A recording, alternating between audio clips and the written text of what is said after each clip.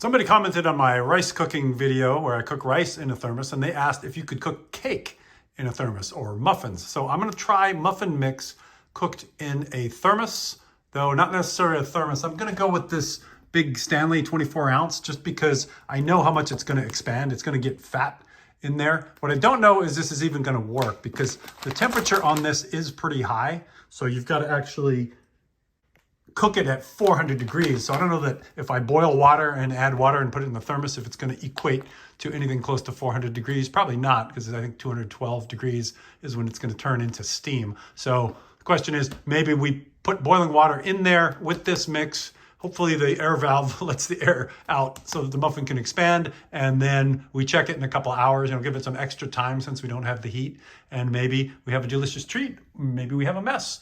So I'm opting to go with the big one rather than the medium one. I just got this Stanley food jar and I really want to test it out on some things. 18 ounce, perfect size to take with you for your lunch. I love this one. And then this one's great for steel cut oats. Doesn't retain the heat as well. You can't really do rice in this one, but it's great for breakfast. So, all right, let's get into it.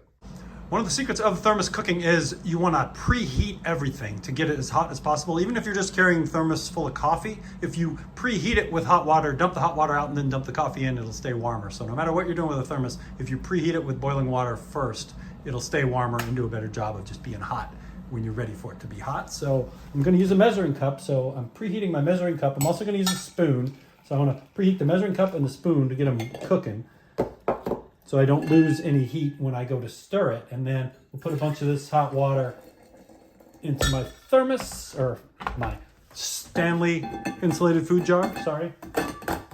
Stanley fans. I want to use the T word as a generic. I call it a thermos that's not a thermos. I turn it upside down too to preheat the plastic lid, and then just let it cook for a while and get hot, and then boil some more water. So now we're about ready, so I'm going to dump the water out of this. Now that it's preheated. Ooh, hear that? Yeah, that's hot. And then to grease the pan, I'm going to use a little olive oil spray. Just a little, hopefully it doesn't stick too badly to the walls. And the mix goes in. Oh, fumble. Okay. Most of the mix goes in.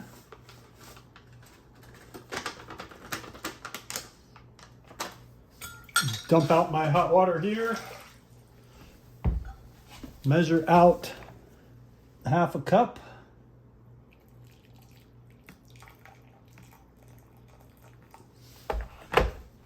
I'm not sure if I should use less because none of it's going to be able to boil off. So dump it in there. There you can see it. Stir it up. Little darling. I'm just going to give it a light stir job here. Ooh, the chocolate's melting. Oh, that's an unforeseen consequence, I guess, when you cook it. Normally, that doesn't melt that fast, the chocolate. See, you can't see much in there, sorry.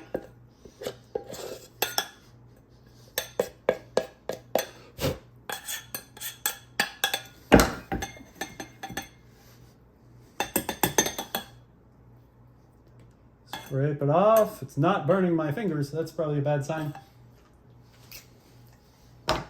We'll lock it in.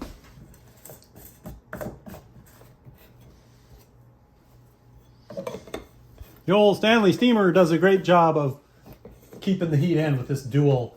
It's got a cup on top and then a lid on the bottom. Again, links to all these thermoses and Stanleys are in the description.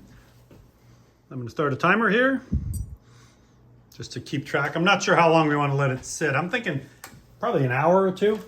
The only thing I didn't think about was this was room temperature. Maybe it'd be smart to heat this up, leave it out in the sun, dip it in boiling water to get the temperature of this up so that the temperature of everything in here is higher. But we'll see what kind of disaster it is in an hour or two. All right, we're getting close to 2 hours. Got my spoon. Let's see what's in here.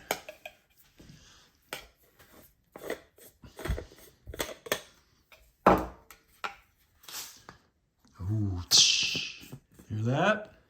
All right. Get a little light on the subject. Let's see if it's bread-like. It looks like it's risen a bit.